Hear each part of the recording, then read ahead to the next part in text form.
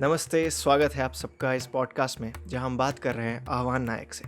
आह्वान एक cultural researcher है जो इस वीडियो में हमारा जगन्नाथ संस्कृति, भारत की सबसे यूनिक संस्कृति से परिचय करवाएंगे। पिछले वीडियो में हमने 4 धाम के महत्व की बात की थी और ये उसी वीडियो का दूसरा भाग है। तो चलिए शुरू करते हैं। अभी रथ यात्रा का समय है, तो हम रथ यात्रा के प्रोसेस से शुरू करते हैं। रथ यात्रा का जो रथ निर्माण, रथ कंस्ट्रक्शन जब से शुरू होता है उसी टाइम से मैं बात करता हूँ। ठीक है, पहले तो जान लीजिए, पुरी 4 धामों में से एक धाम है। पुरी को श्री क्षेत्र भी बोला जाता है और शंख क्षेत्र भी बोला जाता है। श्री क्षेत्र माने, श्री का अर्थ है मां लक्ष्मी, ये पहले जान लीजिए। श्री शब्द का अर्थ है लक्ष्मी। जिस क्षेत्र में स्वयं देवी लक्ष्मी का प्रत्यक्ष निवास हो, उस क्षेत्र को देवी लक्ष्मी का क्षेत्र माना जाता है। हम सोचते हैं कि वो जगन्नाथ मंदिर है, जगन्नाथ धाम है, लेकिन उस धाम की जो मालकिन है वो लक्ष्मी देवी है। इसलिए जगन्नाथपुरी को श्री क्षेत्र बोला जाता है। पुरी का अर्थ क्या है? पुरी का अर्थ है पूर्ण, संपूर्ण, खाने वाला पूरी नहीं। पुरी का अर्थ है पूर्ण, कंप्लीट, संपूर्ण। मतलब आप कहीं पे भी, आप सुने होंगे, आप कहीं पे भी तीर्थ यात्रा पे जाए, आप अगर किसी की अस्थियां लेके पानी में विसर्जन करने जाएं, हमेशा ये बोला जाता है कि सारे काम खत्म करने के बाद जाके जगन्नाथ जी का दर्शन करना है पुरी में, तभी जाके सफल होगा, तभी ये कंप्लीट होगा। इसके लिए उसका नाम है पुरी। पुरी मतलब कंप्लीट, फुलफिल, कंप्लीशन, संपूर्ण, इसका मतलब है पुरी। तो पुरी शब्द का अर्थ आज तक लोग नहीं जानते। उड़ीसा के लोग भी नहीं जानते, ये मैं आपको कंफर्म बता सकता हूँ। उड़ीसा के लोग भी नहीं जानते। बहुत लोग तो ये सोचते हैं पुरी में, पुरी बहुत फेमस है, खाना खाने वाला पुरी बहुत फेमस है। हाँ हाँ, कितनी दुख की बात है, सोचो कितनी दुख की बात है। तो पुरी का अर्थ आपके इस चैनल के माध्यम से मैं बोलना चाहूंगा, पुरी का अर्थ है संपूर्ण, जहां पे सारे कार्य पूरे होते हैं। जगन्नाथ जी के दर्शन के बिना हमारा कोई काम पूरा नहीं होता। उड़ीसा में जगन्नाथ जी को हर चीज में इंक्लूड किया जाता है। किसी की मौत हो गई तो जगन्नाथ जी, कोई जन्म हुआ तो जगन्नाथ जी, किसी का शादी हुआ तो पहले शादी का जो इनविटेशन कार्ड जगन्नाथ जी के मंदिर को दिया जाएगा। जगन्नाथ जी हमारे फैमिली के मेंबर हैं। हर चीज में जगन्नाथ जी को पहले हम इनवाइट करते हैं, उनको पहले कार्ड दिया जाता है। शादी का हो या कोई भी शुभ कार्य हो, जगन्नाथ जी को पहले आमंत्रित किया जाता है। वो हमारे घर के मेंबर हैं, सदस्य हैं। उड़ीसा के लोग जगन्नाथ जी को अपना दोस्त मानते हैं। कोई कोई तो शादी नहीं करता, जगन्नाथ जी को अपना स्वामी ही मानता है कि यही मेरे पति हैं। ऐसा होता है, उड़ीसा में ऐसा होता है, शादी नहीं करते, जगन्नाथ जी ही मेरे पति हैं। तो जगन्नाथ जी को उड़ीसा में अपने जान से भी ज्यादा प्यार करते, बहुत प्यार करते हैं। जगन्नाथ जी को कोई अपना भाई मानता है, कोई अपना दोस्त मानता है। तो जगन्नाथ जी के ऊपर हमारा ये हक है, हम अपने आप को जगन्नाथ जी के साथ इतना कनेक्टेड समझते हैं ना। हम उनको दोष दे सकते हैं, हम उनको प्यार कर सकते हैं, हम उनके साथ शादी कर सकते हैं, अपना पति मान सकते हैं, हम उनको अपना सब कुछ मान सकते हैं। इतनी इतनी समृद्ध संस्कृति और इतना लिबरल थिंकिंग है जगन्नाथ कल्चर की मैं क्या बताऊं। तो ये है पहला पूरी का मतलब, मैंने आपको समझाया। क्योंकि पूरी, हम पूरी का मतलब ही नहीं जानते और हम पूरी धाम के बारे में क्या जाने। पूरी का मतलब इसलिए मैंने आपको बता दिया। अब आते हैं जगन्नाथ जी के रथ यात्रा के बारे में। देखिए, जगन्नाथ जी के रथ का जो कंस्ट्रक्शन होता है, निर्माण होता है, वो शुरू होता है अक्षय तृतीया के शुभ मुहूर्त में। अक्षय तृतीया से ही जगन्नाथ जी का रथ बनना शुरू होता है। वो रथों को स्पेसिफिक, एक विशेष प्रकार के पंडितों के द्वारा ही बनाया जाता है, सेवकों के द्वारा ही बनाया जाता है, जिनको रथ निर्माण कार्य आता है, क्योंकि वो पीढ़ी भर पीढ़ी वही करते आ रहे हैं। उन सेवकों का नाम है महारणा सेवक। महारणा सेवक ही ये काम करते हैं। महारणा मतलब उड़ीसा लैंग्वेज में कारपेंटर। तो महारणा सेवक के जो मतलब उन्हीं के जो पीढ़ी भर पीढ़ी वही ये काम करते आ रहे हैं। आप कुछ पूछने वाले थे? जैसे गुरु शिष्य परंपरा में हमेशा से नॉलेज ओरली ट्रांसफर होती आई है और कोई बिल्कुल लिखित रूल्स नहीं है, वैसे नहीं, ही ये नॉलेज भी ओरली ट्रांसफर हुई। क्योंकि जगन्नाथ जी का रथ अभी भी लिखित रूप में नहीं है। आप देखोगे उनका जो रथ निर्माण होता है, कोई कोई कुछ मतलब लिखित रूप में हो सकता है, कोई अगर डॉक्यूमेंट किया हो वो अलग बात है, लेकिन वो ज्यादा यूज नहीं होता, क्योंकि सब मुंह के बोली में ही होती है। 4 हाथ, 5 हाथ, 4 अंगूठियां यूज करके, समझ में आ रहा है कि 4 फिंगर्स को यूज करके इतने माप का, हम सब अपने हाथ के लेंथ में, ये सब यही माप होता था, जो ट्रेडिशनल जो माप होता है ना, वही। तो ये पीढ़ी भर पीढ़ी चलती आ रही है। तो महाराणा सेवक के द्वारा ये रथ का काम होता है। मतलब प्रमुख सेवक महाराणा सेवक ही होते हैं। कुछ विशेष प्रकार के सेवक गण ही इस काम को कर सकते हैं, क्योंकि सभी को ये काम नहीं, सभी नहीं कर पाएंगे। क्योंकि सारे सेवकों की अलग अलग सेवाएं हैं जगन्नाथ धाम में, तो इनका काम रथ बनाने का होता है। तो ये अक्षय तृतीया से शुरू होती है, लगभग 2 महीने तक ये काम चलता है। मतलब रथ यात्रा के पहले दिन तक रथ बनाना चलता ही रहता है। रथ कंप्लीट कब होता है? रथ यात्रा के पहले वाले दिन रथ कंप्लीट होता है बनना। तो ये लगभग 2 महीने का काम है, ठीक है।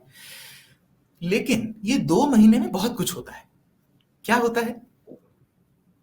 जिस दिन रथ बनना शुरू होती है, मतलब अक्षय तृतीया, उसी दिन जगन्नाथ जी का चंदन यात्रा महोत्सव शुरू होता है।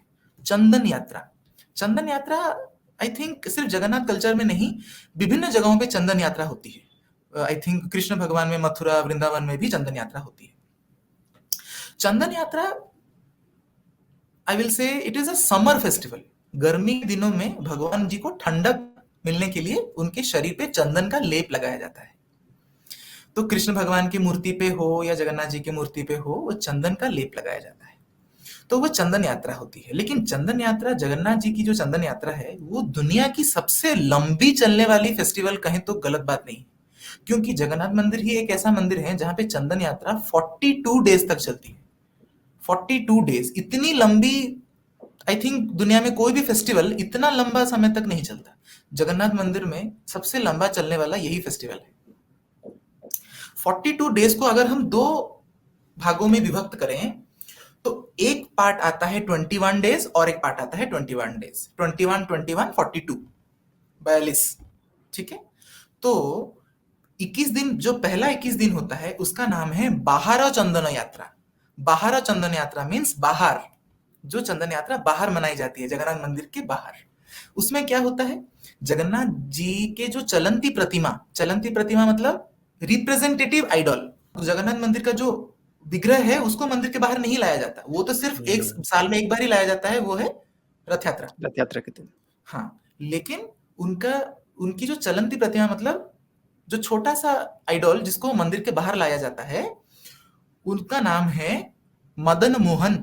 मदन मोहन मतलब श्री कृष्ण का एक छोटा सा विग्रह, जिसको माना जाता है कि जगन्नाथ जी की चलंती प्रतिमा मतलब जो चल के बाहर जा सकते हैं, मतलब चलंती प्रतिमा जिनको बाहर लिया जा सकता है, तो उनको लाया जाता है। मदन मोहन, उनके साथ श्रीदेवी मतलब लक्ष्मी की छोटा सा प्रतिमा।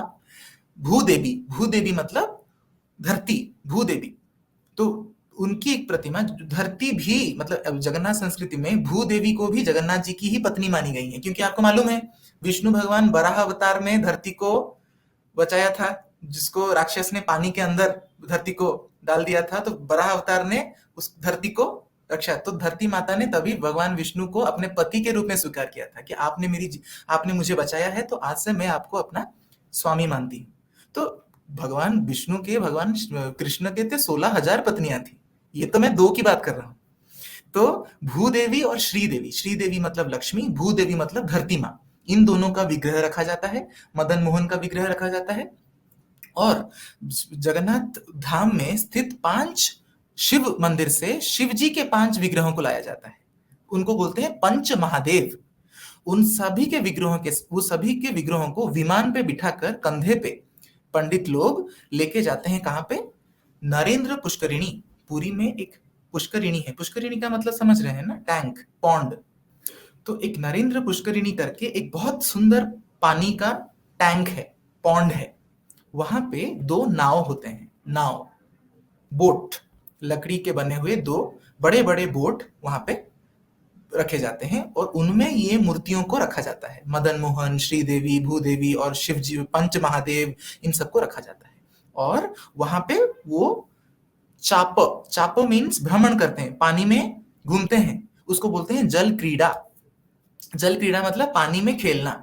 मतलब भगवान गर्मी का जो ताप है उससे मतलब बचने के लिए पानी में आके, जैसे हम लोग गर्मी होता है तो स्विमिंग पूल में चले जाते हैं, उसी तरह वो पानी में बोट राइड करते हैं, घूमने आते हैं। तो ये 21 दिन तक चलता है। 21 दिन तक चलने के बाद और बाहर चंदन यात्रा बंद हो जाती है और भगवान बाहर नहीं जाते। अब नेक्स्ट 21 दिन भीतर चंदन यात्रा होती है।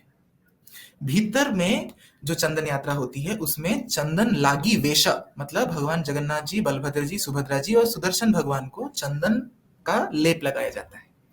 तो 21 दिन और 21 दिन मिला के 42 दिन का ये चंदन यात्रा महोत्सव होता है। तो ये हो गया चंदन यात्रा। ये जगन्नाथ जी का आप बोल सकते हैं उड़ीसा में एक बोली है, 12 मास से 13 पर्व। इट मीन्स 12 महीने में 13 पर्व। ओके, तो 12 महीने में 13 पर्व का मतलब ये नहीं कि जगन्नाथ मंदिर में सिर्फ 13 ही पर्व मनाए जाते हैं, ऐसी बात नहीं है। जगन्नाथ मंदिर में 60 से ज्यादा फेस्टिवल्स मनाए जाती हैं पूरे साल, लेकिन ये 13 पर्व प्रमुख है। तो 12 मास से 13 पर्व। सो ये जो 13 पर्व होता है ना, तो ये मतलब चंदन यात्रा को आप बोल सकते हैं कि ये लगभग अंतिम पर्व है। जगन्नाथ जी का जो 13वां पर्व यही है, आप मान सकते हैं। तो जगन्नाथ मंदिर का जो ये मैंने बोला कि ये जो चंदन यात्रा होता है 42 डेज का होता है, लेकिन इसके पीछे हम सीखते क्या है, ये सबसे बड़ी बात है। क्योंकि जगन्नाथ संस्कृति से हम कुछ ना कुछ सीखते हैं। इससे हम ये सीखते हैं कि हमें, जैसे कि देखिए हमारा समर वैकेशन होता है, हम बाहर घूमने जाते हैं, वैसे भगवान भी बाहर घूमने जाते हैं। कहीं ना कहीं हमें बाहर जाना, अपने नेचर के साथ टाइम स्पेंड करना, ये एक बहुत बड़ी चीज है। हम अपने घर के अंदर एसी में बैठ के, ऑफिस में बैठ के पूरा जिंदगी नहीं काट सकते।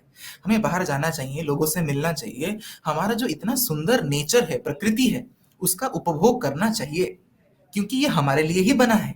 और प्रकृति में जो सुख है वो सुख और कहीं नहीं। नेचुरल ब्यूटी और नेचुरल जो हवा होती है ना, जो वेंटिलेशन हम बोलते हैं, उसके सामने एसी का जो एसी है, जो भी है, वो हमारे शरीर के लिए अच्छा नहीं है। जो नेचुरल चीज है वो हमारे लिए बहुत अच्छा है। जो कभी भी शरीर पे कुछ स्किन इन्फेक्शन होता है, हम हल्दी लगा देते हैं, चंदन लगा देते हैं, क्यों लगाते हैं? ये चीज हमें भगवान बताते हैं कि जो नेचर है उससे हमें क्या फायदे होते हैं, वो हमें चंदन यात्रा से सीखने को मिलता है कि हमें कभी ना कभी बाहर जाके थोड़ा भ्रमण करके आना चाहिए। ये हम वहां से सीखते हैं। दूसरी बात, गर्मी के टाइम पे, क्योंकि हमने इस धरती पे पैदा हुए हैं, मतलब we have to go through all the kind of seasons. Summer आएगा, विंटर आएगा, रेनी आएगा, लेकिन this is the part and parcel of our life and we have to deal with it. हमें इनके साथ we have to make peace with it. हम बोलेंगे कि हमें गर्मी अच्छा नहीं लगता, हमें विंटर अच्छा नहीं लगता, हमें रेनी अच्छा नहीं। जगन्नाथ जी ये बताते हैं, गर्मी अच्छा नहीं लगता तो ऐसा कुछ करो जैसे तुम्हें ठंडक महसूस हो। मतलब अब तुम्हारा जो प्रॉब्लम है उसका सोल्यूशन नेचर में ही है, प्रकृति में ही है। पहले जमाने में एसी नहीं हुआ करता था, लोग जाके बाहर बैठते थे, पानी में स्नान करते थे, घूमते थे, नौका जो हम बोलते हैं बोट, नाव में सवारी लेके जाते थे, घूमते थे। तो ये सब चीज, जंगलों में, पहाड़ों में जाते थे, ये सब चीजें थी पहले, जो कि अभी नहीं है। तो जगन्नाथ जी हमें वो सिखाते हैं। उसके साथ साथ जगन्नाथ जी हमें एक बहुत बड़ा मैसेज देते हैं जो कि हमें नहीं समझ आता। वो मैसेज ये है कि मतलब पहले जमाने में, मतलब जगन्नाथ संस्कृति तो हजारों साल पुरानी है, तो उस टाइम से समर सीजन 42 दिन का होता था। इसका मतलब समर सीजन 42 डेज का ही होना चाहिए। ये हम इंसानों ने पेड़ काट के, ये वो करके, अभी ग्लोबल वार्मिंग क्या क्या करके, अभी समर सीजन को 42 डेज में से हमने 60 डेज बना दिया, या फिर हमने उसको 3 महीना बना दिया, 4 महीना बना दिया। अब बारिश कहाँ होती है, अब ठंड कहाँ होती है, अब सिर्फ गर्मी ही गर्मी होती है। तो जगन्नाथ जी हमें ये भी बताते हैं कि हर चीज का एक लिमिट होना चाहिए और हर चीज का एक बैलेंस वे में उसका होना जरूरी है। अगर थोड़ा सा भी इम्बैलेंस होता है नेचर में, तो साइक्लोन आएंगी, अर्थक्वेक आएंगे, लैंडस्लाइड आएंगी। हमने ही अपनी प्रकृति को नष्ट किया है। ये हम इंसानों की ही गलती है। इसका मतलब हमें वो बता रहे हैं कि 42 डेज का ही, मतलब 40 से 50 दिन का ही होना चाहिए गर्मी। लेकिन आप 40 से 50 दिन मतलब लगभग आप 2 महीना पकड़ लीजिए। 2 महीने से ज्यादा नहीं होनी चाहिए गर्मी का महीना। लेकिन अब देखो, गर्मी का महीना बढ़ता ही जा रहा है, ग्लोबल वार्मिंग बढ़ती ही जा रही है, टेम्परेचर बढ़ता ही जा रहा है। तो ये किसकी गलती है? ये बहुत बड़ी चीज है जो हम नहीं समझते। ये बहुत बड़ी चीज है। ये गया चंदन यात्रा का कथा। अब हम आते हैं, चंदन यात्रा खत्म हो गया। चंदन यात्रा खत्म होते ही ज्येष्ठ महीना, जब ज्येष्ठ महीना का अंत होता है, मतलब ज्येष्ठ पूर्णिमा, ज्येष्ठ पूर्णिमा को हम बोलते हैं स्नान पूर्णिमा। देखिए, चंदन यात्रा हो गया, अब स्नान पूर्णिमा जो ज्येष्ठ महीने का जो अंतिम दिवस है, ज्येष्ठ पूर्णिमा, पूर्णिमा में एक महीने का अंत होता है और दूसरा महीना शुरू होता है, ज्येष्ठ महीना का अंत और आषाढ़ के महीना का शुरुआत। ठीक है, तो आप देखिए उसी दिन जगन्नाथ जी का स्नान यात्रा निकलती है, जो कि ऐसा बोला जाता है 12 महीने में जो 13 पर्व होते हैं ना, ये 12 महीने में 13 पर्व का प्रथम पर्व यही है। ये है जगन्नाथ जी का पहला पर्व और इसी तिथि को जगन्नाथ जी का प्राकट्य उत्सव या आविर्भाव उत्सव या जन्म उत्सव माना जाता है।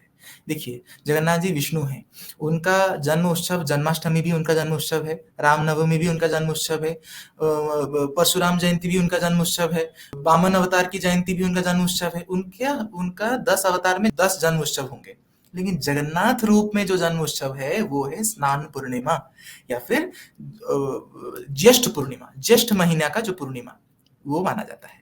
तो उस दिन जगन्नाथ जी, देखिए ये एक बहुत जानने वाली चीज है जो लोगों को नहीं पता। जगन्नाथ जी की जो स्नान पूर्णिमा होती है, स्नान पूर्णिमा में जगन्नाथ जी अपना गर्भगृह, जिस सिंहासन पे जगन्नाथ जी मंदिर में बैठते हैं, उस सिंहासन का नाम है रत्न सिंहासन। वो सिंहासन छोड़कर वो बाहर आते हैं, मंदिर के बाहर नहीं, गर्भगृह से बाहर आते हैं और स्नान मंडप में बैठते हैं, जो कि आनंद बाजार में है। आनंद बाजार जो जगह है जगन्नाथ मंदिर में, वो है जगन्नाथ जी का जहां पे भोग, महाप्रसाद जहां पे सेल किया जाता है भक्तों को, वो है आनंद बाजार। लेकिन आनंद बाजार से थोड़ा आगे आप जाएंगे, वहां पे आपको मिलेगा स्नान मंडप। ये एक बालकनी जैसा है, मतलब भक्त लोग मंदिर के बाहर खड़े होके, रास्ते पे खड़े होके भी देख सकते हैं। मतलब मंदिर के अंदर उस दिन जाने की जरूरत नहीं है, क्योंकि मंदिर के अंदर भगवान है ही नहीं। मंदिर से वो जगन्नाथ जी को बाहर लाया जाता है, स्नान मंडप में बिठाया जाता है।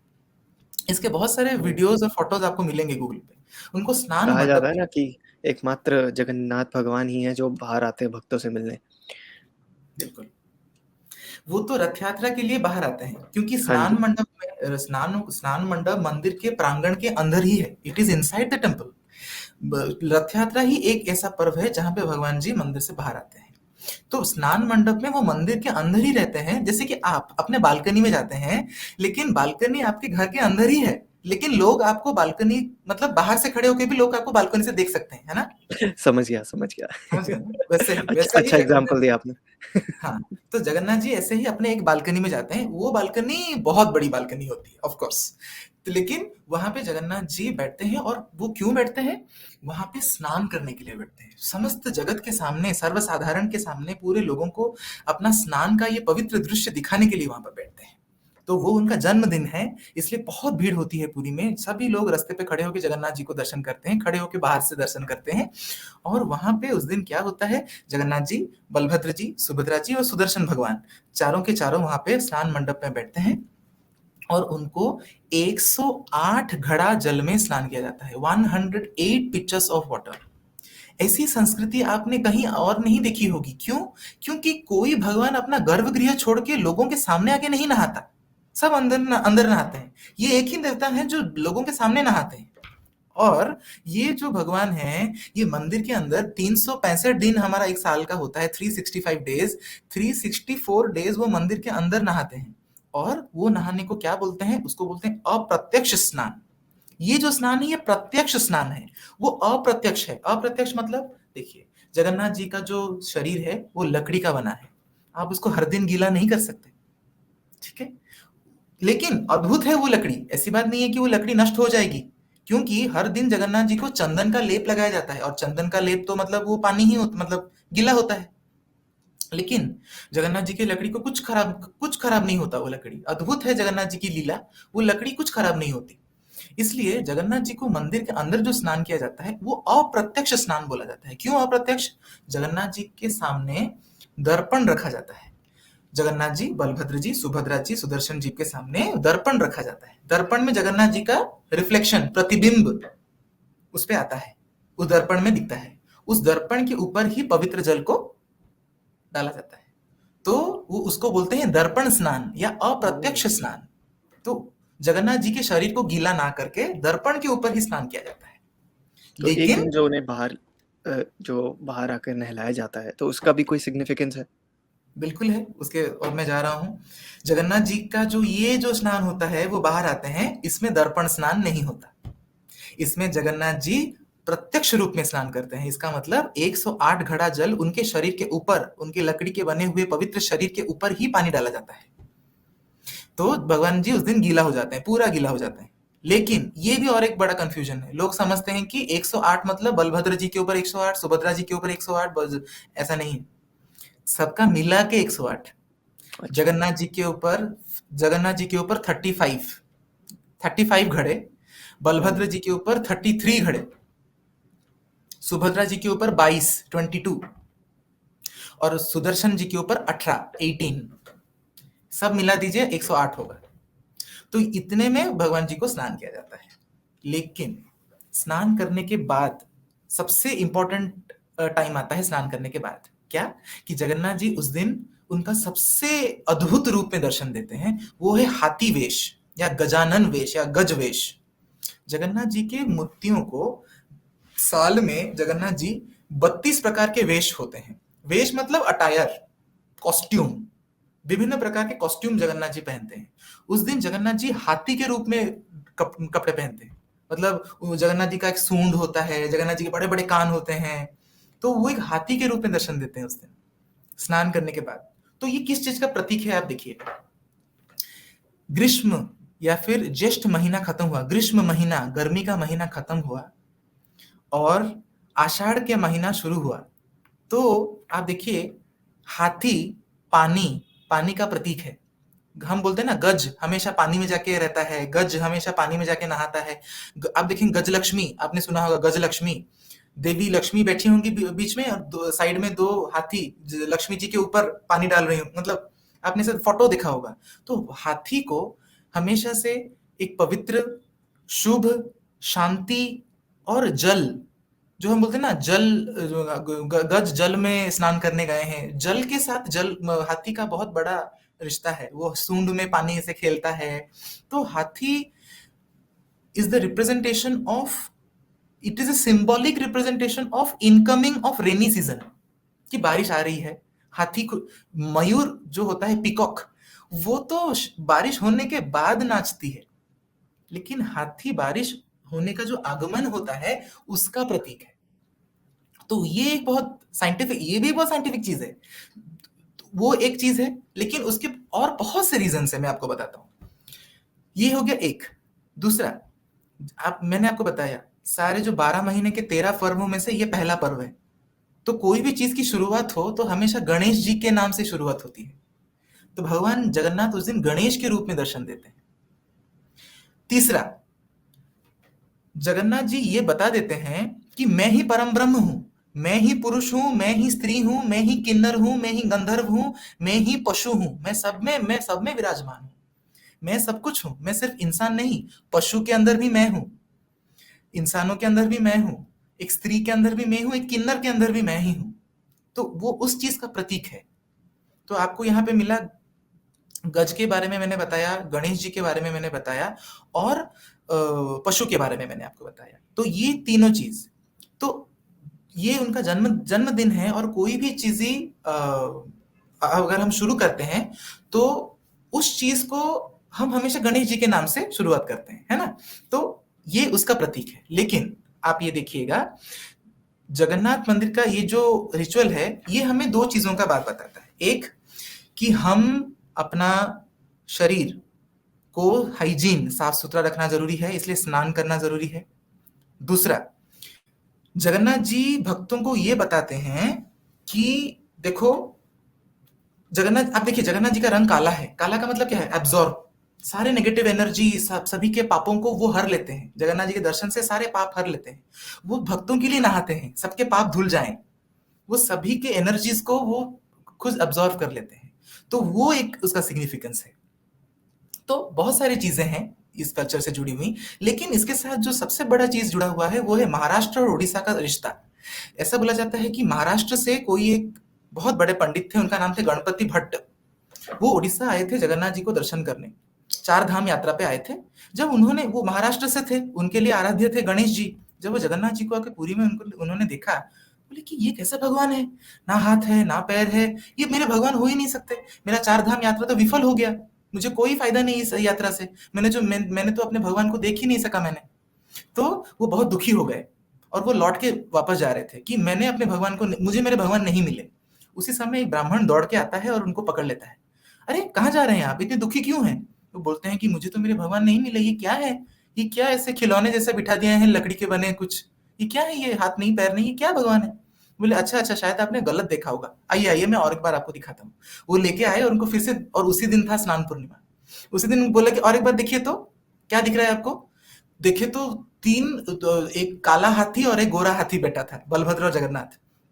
उसी दिन वो जो गणपति भट्ट नामक जो ब्राह्मण महाराष्ट्र से आए थे, वो एकदम अचंभित हो गए कि प्रभु मुझे क्षमा कर दीजिए, मैं आपको नहीं पहचान पाया, आप निराकार हैं, आप ब्रह्म हैं, आप परम ब्रह्म हैं, आपका कोई आकार नहीं है, आपको हाथ पैर की क्या जरूरत, आप निराकार है, आपको जिसको जो रूप में, जिसको आप जो आपको बुलाएगा आप उसी रूप में दर्शन देंगे। तो उसी दिन से जगन्नाथ जी आज तक हाथी के रूप में दर्शन देते आ रहे हैं, गजानन के वेश में दर्शन देते आ रहे हैं। तो वो उड़ीसा और महाराष्ट्र का रिश्ता, ये जगन्नाथ कल्चर का एक बहुत बड़ा रिश्ता है महाराष्ट्र कल्चर के साथ। तो ये है उसका स्टोरी। अब आते हैं मेन चीज, अब हो गया खत्म, स्नान पूर्णिमा खत्म। स्नान पूर्णिमा के बाद इतना स्नान करते हैं कि जगन्नाथ जी को रोग हो जाता है या फीवर हो जाता है, मतलब बुखार आता है जगन्नाथ जी को। और ये जगन्नाथ जी इसमें भी बताते हैं कि कोई भी चीज का अगर हम ज्यादा करें तो वो बुरा है, मैंने ज्यादा नहाया इसलिए मुझे बुखार हुआ। ये जगन्नाथ जी हमें ये सिखाते हैं कि किसी भी चीज का ज्यादा नहीं करना चाहिए। और जगन्नाथ जी इसलिए जब उनको बुखार आता है, उनको लिया जाता है एक घर में जिसका नाम है अणसर घर। दैट इज ए सीक्रेट, गुप्त गुप्त घर होता है, that is secret chamber with in Jagannath temple, जो कि गर्भगृह में नहीं पड़ता, वो गर्भगृह से बाहर पड़ता है। वहां पे जगन्नाथ जी को, और 15 दिन के लिए जगन्नाथ जी का दर्शन बंद रहता है, जो कि अभी चल रहा है। अभी जगन्नाथ जी को बुखार चल रहा है अभी, तो जगन्नाथ जी का दर्शन अभी पूरी में बंद है। देखिए ये सब बातें अगर लोगों को नहीं पता चलेंगी, कोई गुजरात से ट्रेन का टिकट, फ्लाइट का टिकट करके आएगा, दर्शन नहीं मिलेगा उसको। थोड़ा तो कॉन्सेप्ट, बेसिक चीजें जानना जरूरी है। तो जगन्नाथ जी का ये जो कल्चर है, 15 दिन तक उनका बुखार लेता है। तो ये बुखार के पीछे का रीजन क्या है, जगन्नाथ जी हमें ये बता देते हैं कि अगर हमारे पास शरीर है, इसका मतलब हमें रोग व्याधि कष्ट ये आएंगी ही, ये अनिवार्य है, और हमें इसका सामना करना पड़ेगा, हमें खुद को स्वस्थ रखना पड़ेगा। और विधि के विधान में जो लिखा है वो होना ही है, उससे भगवान भी परे नहीं है। कलयुग में इस धरती पे मैंने भी पैदा मतलब मैं भी पैदा हुआ हूं, मतलब मुझे भी रोग होगा, मुझे भी फीवर होगा, मुझे भी बुखार होगा। विधि के विधान से मैं परे नहीं हूं। सबको एक ना एक दिन मरना होगा, और सबको एक ना किसी को अपना शरीर त्याग करना पड़ेगा, या शरीर में व्याधियां और कठिनाइयां आएंगी। ये हमें जगन्नाथ जी बताते हैं। और जगन्नाथ जी का ये जो होता है, इसके पीछे साइंटिफिक रीजन ये है कि जगन्नाथ जी लकड़ी के बने हैं, इसलिए 12 साल तक उनको सही रखना है ना, क्योंकि 12 साल में या 21 साल में एक बार जगन्नाथ जी का विग्रह बदला जाता है। तो 12 साल तक लकड़ी जैसे एकदम परफेक्ट रहे, इसलिए जगन्नाथ जी को सेवा किया जाता है। उनकी लकड़ी को जो बोलते हैं रक्षणा, रिपेयर, मेंटेनेंस, ये 15 दिनों में होती है। इसीलिए मैं बोलता हूँ कि जगन्नाथ जी एक ऐसे भगवान हैं जो इंसानों की तरह ही जीते हैं, हमारी तरह खाते हैं, हमारी तरह घूमते हैं, हमारी तरह नहाते हैं, हमारी तरह उनको बुखार भी होता है, हमारी तरह वो बाहर जाते हैं अपने भाई बहन के साथ घूमने। तो पूरा वो इंसानी जीवन जीते हैं जगन्नाथ जी।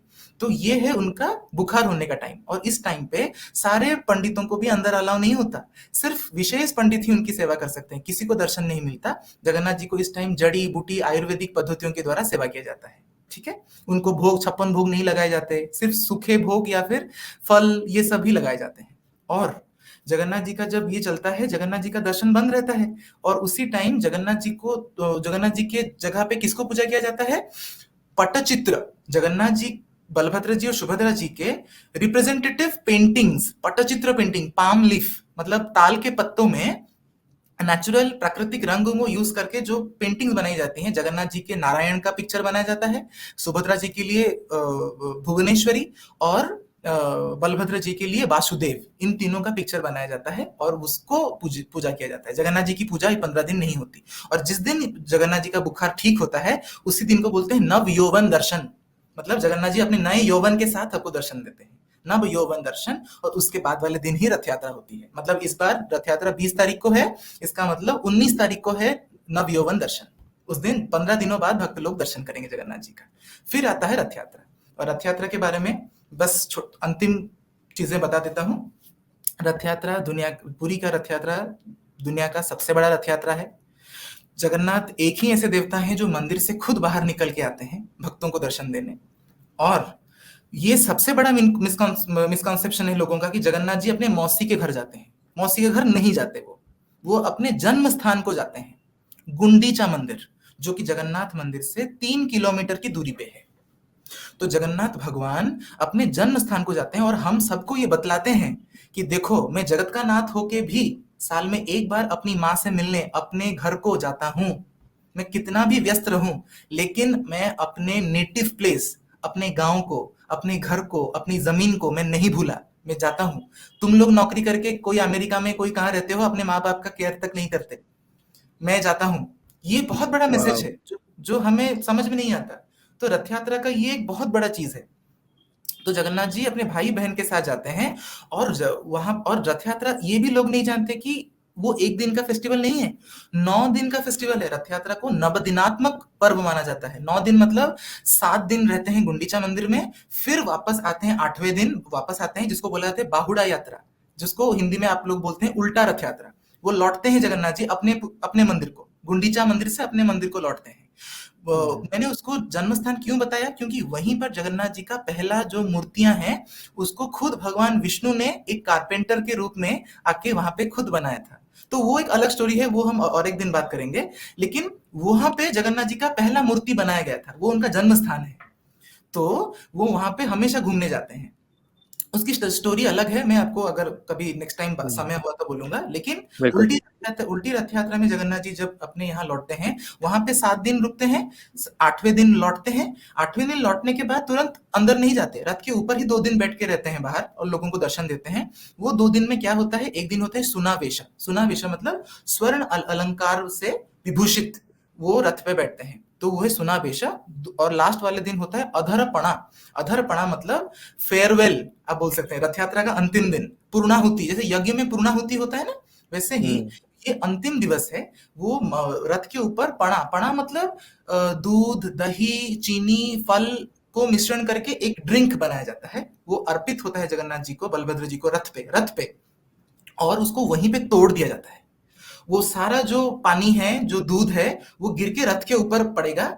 और ये भक्तों के लिए नहीं होता, ये होता है वो देवताओं के लिए, आत्माओं के लिए, अतृप्त आत्माओं के लिए, जो जगन्नाथ जी का एक दर्शन लाभ करने के लिए आए हैं, उनके लिए ये होता है। तो वो रथ के ऊपर वो तोड़ दिया जाता है, वो भक्तों को नहीं मिलता, उसको बोलते हैं अधरपणा। तो वो एक पणा, पणा मतलब ड्रिंक, जूस, आप जूस बोल सकते हो। तो उसको रथ पे तोड़ा जाता है और उसके बाद वाले दिन जगन्नाथ जी रथ से उतर के जगन्नाथ मंदिर के अंदर जाते हैं, जिस दिन को बोलते हैं नीलाद्री विजय। नीलाद्री मतलब जगन्नाथ मंदिर का नाम है नीलाद्री। नीलाद्री विजय मतलब नीलाद्री को जाना। और उसी दिन होता है भगवान जगन्नाथ और लक्ष्मी देवी का झगड़ा, जो कि और कहीं पे नहीं होता। लक्ष्मी देवी बोलती हैं, हर साल अपने भाई बहन को लेके चले जाते हो, मुझे मंदिर में अकेले छोड़ के जाते हो। मैं तो बलभद्र जी को, अपने जेठ को छोड़ देंगे, अपनी ननद सुभद्रा को छोड़ देंगे। जगन्नाथ जी के जब अंदर आएंगे तो सिंह द्वार, जगन्नाथ मंदिर का जो द्वार है, उसको बंद कर देंगे लक्ष्मी जी।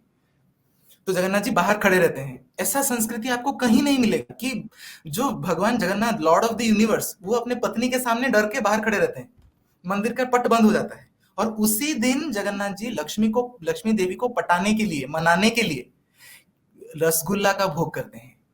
इसीलिए इसीलिए बंगाल और उड़ीसा के बीच जो हुआ ना हमारा जो कन्वर्सेशन, कि जगन्नाथ जी के पास भोग लगता है, आप कैसे बोलते हो कि उड़ीसा का रसगुल्ला नहीं है। उसी दिन जगन्नाथ जी लक्ष्मी देवी को रसगुल्ला देते हैं, नई साड़ी देते हैं और अलंकार देते हैं लक्ष्मी देवी को मनाने के लिए। फिर लक्ष्मी देवी मान जाती हैं और दरवाजा खोल देती हैं।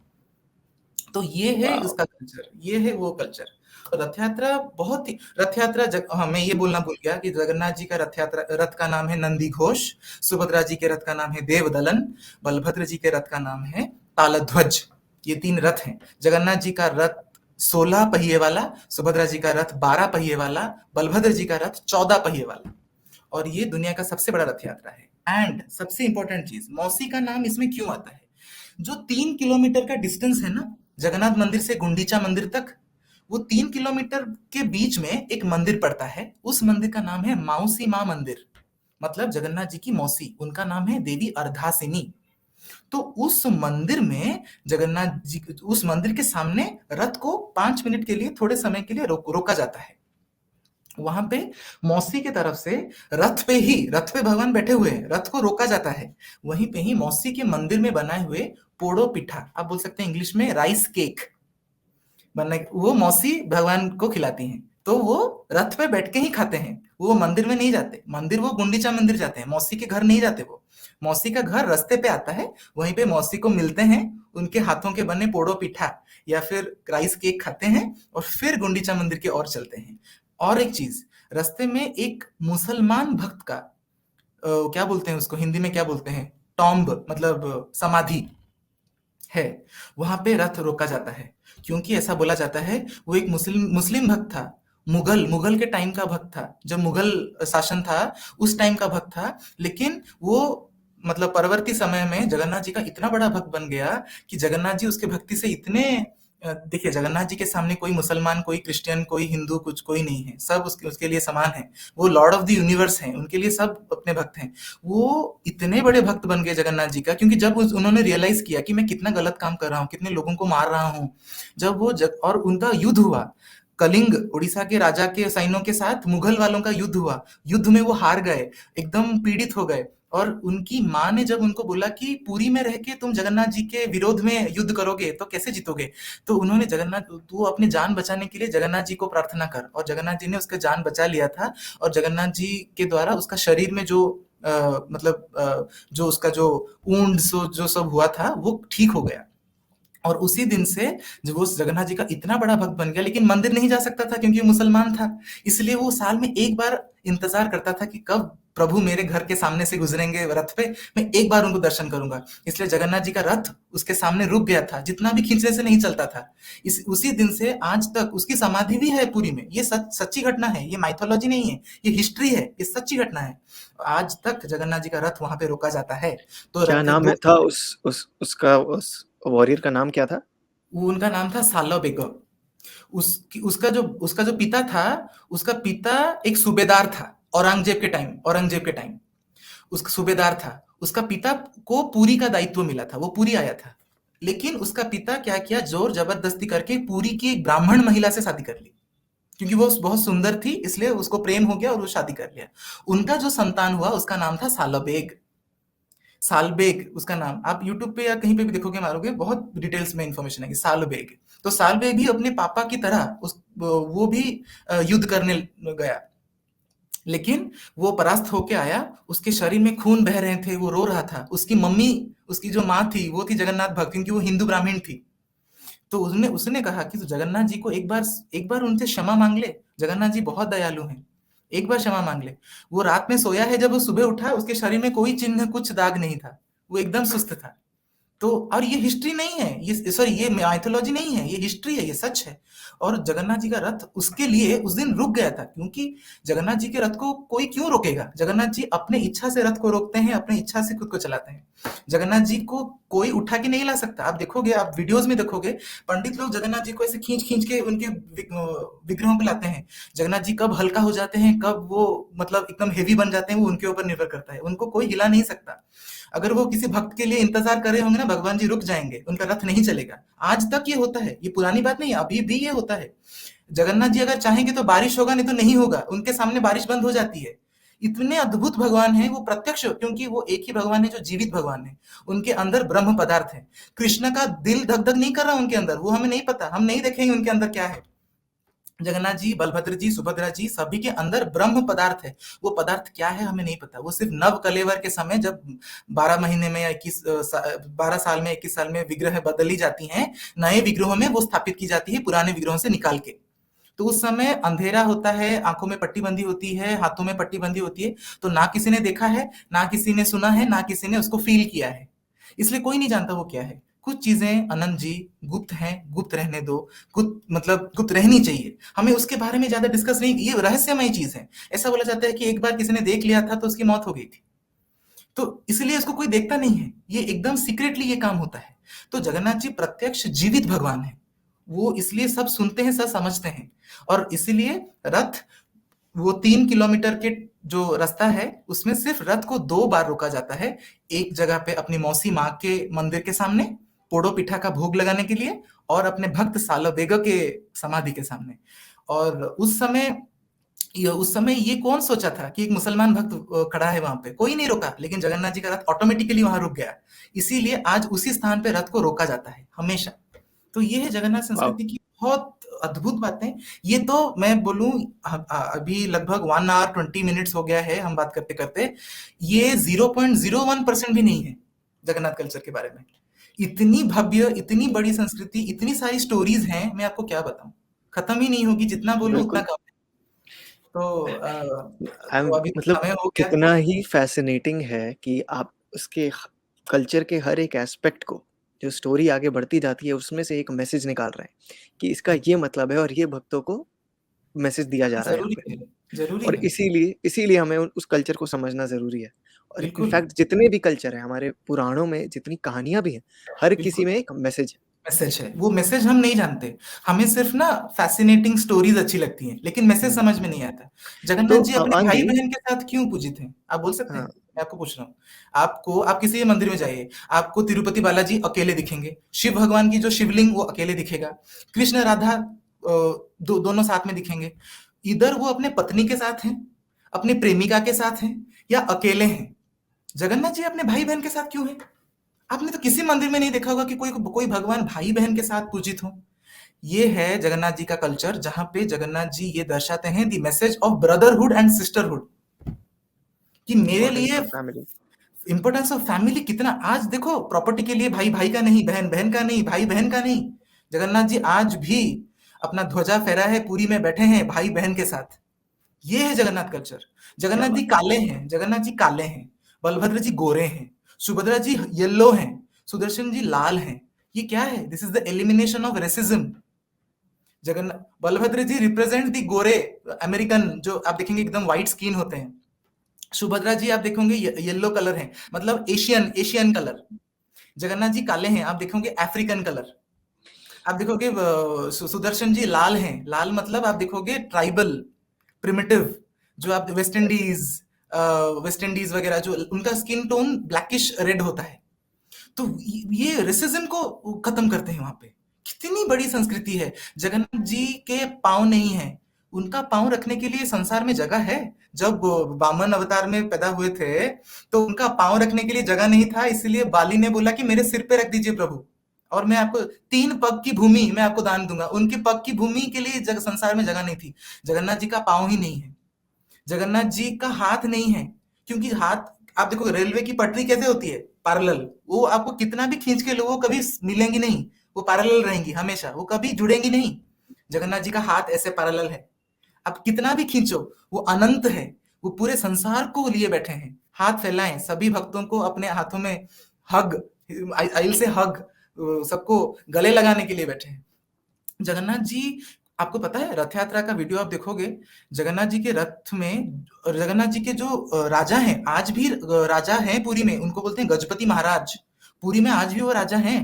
और वो राजा का प्रमुख काम क्या है, आपको शायद मालूम होगा। हाँ जी, झाड़ू लगाते हैं आकर, सफाई झाड़ू करते हैं लगाते वहाँ। हैं, झाड़ू लगाते हैं। कहीं आप मुझे एक जगह बताइए जहां में राजा झाड़ू लगाता हो। ये जगन्नाथ कल्चर है। जगन्नाथ माय जी ये बता गॉड! देते हैं, जगन्नाथ जी ये बता देते हैं कि मेरे सामने कोई राजा नहीं है, कोई प्रजा नहीं है, कोई छोटा नहीं है, कोई बड़ा नहीं है। सब मेरे सेवक हैं, सब मेरे भक्त हैं, मैं सभी को इक्वली प्यार करता हूं। मेरे लिए आह्वान जो है अनंत वही है, एक चींटी भी वही है, एक हाथी भी वही है, एक राजा भी वही है, एक नौकर भी वही है। सब उनके सेवक हैं। राजा आके जब तक झाड़ू नहीं लगाता तब तक अर्थ नहीं चलता। ऐसा अद्भुत कल्चर आप कहां देखोगे, मुझे बताओ। कहीं नहीं है। और लकड़ी के क्यों बने हैं भाई? लकड़ी के बने हैं मतलब जगन्नाथ जी ये सबको बता देते हैं कि मैं पेड़ों में वास करता हूं, मैं नेचर में वास करता हूं। तुम जो पेड़ काट रहे हो ना, उसी पेड़ में मैं हूं। मत काटो, पेड़ लगाओ, अपनी प्रकृति को संभालो, क्योंकि मैं ही प्रकृति हूं, और प्रकृति ही मैं हूं। मतलब अगर प्रकृति को नष्ट करोगे तो तुम मुझे नष्ट कर रहे हो। और जगन्नाथ जी दुनिया के एक ही देवता हैं जिनकी मौत होती है, जिनको बुखार आता है। जगन्नाथ जी, और किसी मंदिर में आपने सुना है कि भगवान की मौत हो गई? जगन्नाथ जी की मौत होती है। जगन्नाथ जी के विग्रहों को बदला जाता है, पुराने विग्रहों को दफनाया जाता है, और नए विग्रहों को बना के जगन्नाथ जी के ब्रह्म उसको उसके अंदर दिया जाता है, और फिर जगन्नाथ जी आते हैं। हुँ, उसको बोलते हैं नव कलेवर। नव मतलब नया, कलेवर मतलब नए शरीर। तो हुँ। आप मुझे बताइए कि ऐसी संस्कृति कहाँ है जहां पे भगवान की मौत होती हो? तो जगन्नाथ जी की मौत होती है। तो ये तो जगन्नाथ जी हमें ये क्या दर्शाते हैं, अगर इस संसार में पैदा हुए हो मतलब you have to die and you have to reborn. इस संसार में पैदा हुए मतलब तुम्हें मरना पड़ेगा, विधि के विधान से कोई परे नहीं है। मैं भी नहीं हूं, मैं राम के होके जन्म हुआ, मैं मरा, मैं कृष्ण होके जन्म हुआ, मैं मरा, मैं जगन्नाथ होके जन्म हुआ हूं, मैं जगन्नाथ होके भी मरूंगा। क्योंकि वैसा माना जाता है कि जब तक कलयुग में कल की अवतार का जन्म नहीं होता है तब तक जगन्नाथ ही साक्षात विष्णु हैं। चार धामों में से जब हम डिस्कस करते हैं कि चार धाम क्यों हैं, चार धामों में से एक धाम में जगन्नाथ, चार धाम जो इंपॉर्टेंस क्या है, एक धाम पे विष्णु भगवान स्नान करते हैं, कहाँ पे, रामेश्वरम। और वो स्नान करने के बाद द्वारिकाधीश में वो राजा हैं, द्वारिका के राजा हैं, तो वो वहां पे वो श्रृंगार होते हैं। फिर जाते हैं बद्रीनाथ, बद्रीनाथ में वो तपस्या करते हैं, विश्राम करते हैं। इसलिए देखिए बद्रीनाथ का मंदिर 6 महीने में एक बार खुलता है, मंदिर बंद रहता है, वहां पे दर्शन नहीं कर सकते आप 6 महीना। तो वहां पे भगवान विश्राम करते हैं, तपस्या करते हैं, मेडिटेशन करते हैं। लेकिन उसके बाद आते हैं पुरी धाम, वहां पे क्या करते हैं, भोजन करते भोजन। हैं। तो इसीलिए जगन्नाथ प्रसाद को महाप्रसाद बोला गया है। आप किसी भी मंदिर में जाए उसको आप प्रसाद बोलोगे या भोग बोलोगे, जगन्नाथ प्रसाद को महाप्रसाद बोला गया, क्योंकि यहीं पे भगवान असली में खाना खाते हैं। क्यों? क्योंकि ये श्री क्षेत्र है जहाँ पे लक्ष्मी जी का निवास है। लक्ष्मी जी मंदिर छोड़ के कभी नहीं जाती, लक्ष्मी जी का ये श्री मंदिर है। आपको पता है जगन्नाथ मंदिर का नाम एक्चुअली में जगन्नाथ मंदिर नहीं है। क्यों? क्यों जगन्नाथ मंदिर क्यों हो, बलभद्र मंदिर क्यों ना हो, सुभद्रा मंदिर क्यों ना हो, जगन्नाथ मंदिर क्यों? ये मंदिर का नाम, असली नाम है श्री मंदिर, देवी लक्ष्मी माता का मंदिर है ये। और श्री मंदिर में आपने शायद वीडियोस देखा होगा, एक चूल्हा होगा, उसके ऊपर 9 हांडियां ऊपर ऊपर बिठा देती हैं और खाना ऑटोमेटिक प्रिपेयर होता है। हम घर पे जब खाना बनाते हैं हम थोड़ा थोड़ा जाके खाना चेक करते हैं, थोड़ा पानी डालते हैं, थोड़ा उसको थोड़ा क्या बोलते हैं उसको, थोड़ा जाके उसको कुछ कुछ मतलब वेजिटेबल्स डाल देते हैं, ऐसा करते हैं ना। वहां पे ऐसा कुछ नहीं होता, वो सीधा हांडी लेते हैं, पानी लेते हैं, नमक डालते हैं, सारा वेजिटेबल्स को काट के डाल देते हैं और वहीं बिठा देते हैं। वो खाना कैसे बनता है किसको नहीं पता, कोई चेक भी नहीं करता, कभी खाना जलता नहीं है, कभी खाना वेस्ट नहीं होता। इसलिए बोला जाता है कि वहां इंसान खाना नहीं बनाता, इंसान सिर्फ उसको वहां पे रखता है, खाना ऑटोमेटिकली बनता है। तो देवी लक्ष्मी स्वयं वहां पे खाना क्या बनाते हैं। बात है।